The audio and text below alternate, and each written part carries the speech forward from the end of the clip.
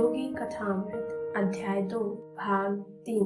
मेरा हृदय अपनी खोई हुई दोनों माताओं के लिए मुख रुदन करता रहा। एक मानवी माता, दूसरी जगन माता।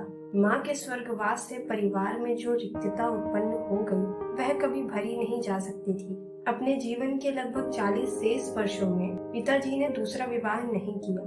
अपने बाल वृंद के माता पिता की कठिन भूमिका उन्होंने स्वयं ही स्वीकार कर ली और इसके निर्वाह में वे हमारे साथ अधिक कोमल हृदय, अधिक मिलनसार बन गए। शांति और सूझबूझ के साथ ही वे विभिन्न पारिवारिक समस्याओं को हल करते।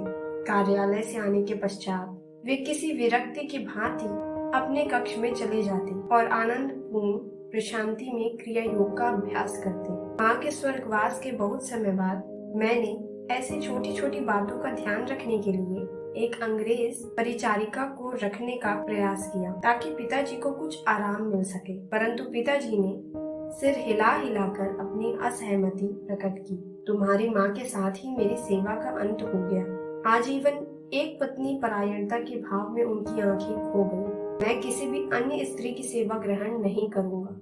माँ के गुजर जाने के 14 महीने बाद मुझे ज्ञात हुआ कि वह मेरे लिए एक महत्वपूर्ण संदेश छोड़ गई है। उनके अंतिम समय अनंतदा उनके पास उपस्थित थे और उन्होंने उनके शब्दों को लिख लिया था।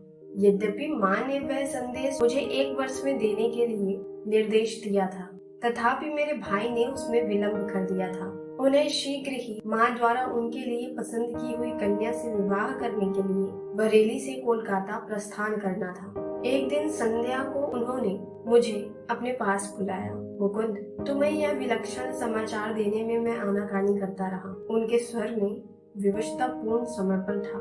मुझे भय था कि इससे तुम्हारी गृह त्याग की इच्छा और भड़क उठेगी, परंतु तुम वैसे भी अभी प्रबल ईश्वर प्रेम से ओतप्रोत हो। अभी हाल ही में जब मैं तुम्हें हिमालय जाते हुए रास्ते से पकड़ लाया, तभी मैंने एक निश्चित संकल्प कर लिया। मुझे किसी भी परिस्थिति में अब अपना पवित्र वचन निभाने में देर नहीं करनी चाहिए। मेरे भाई ने मुझे एक छोटी सी डिबिया दी और माँ का संदेश मुझे सुनाया।